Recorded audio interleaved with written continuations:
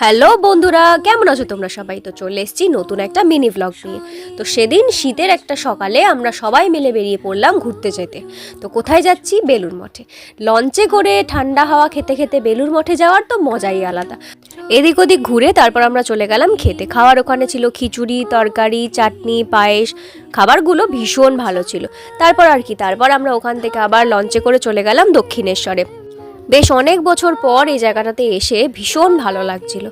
আর ঢুকেই এত দোকান দেখে আমার মা তো নিজেকে সামলাতে পারেনি, টুক করে গিয়ে ওখান থেকে জিনিস কিনে নিয়েছে। আর এই জিনিস কেনাকাটা দেখলেই আমার বাবা যায় রেগে, তাই সে আগে গটগট করে এগোতে শুরু করে দিয়েছে। তো এখান থেকে জিনিস কিনে আমরা ফাইনালি চলে গেলাম পুজোর ওখানে। আমরা তো চলে গেছিলাম দুপুর 1টার সময় সেখানে, কিন্তু ওখানে গিয়ে শুনি বেলা 3টের সময় মন্দির খুলবে। ব্যাস, এবার অপেক্ষা করো।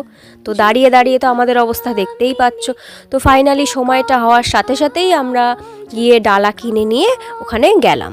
তো ওখানে তো ফোন অ্যালাউ করে না, তাই আমাদের ফোন, জুতো, ব্যাগ সব কিছু জমা করে আমরা পুজো দিতে গেছিলাম।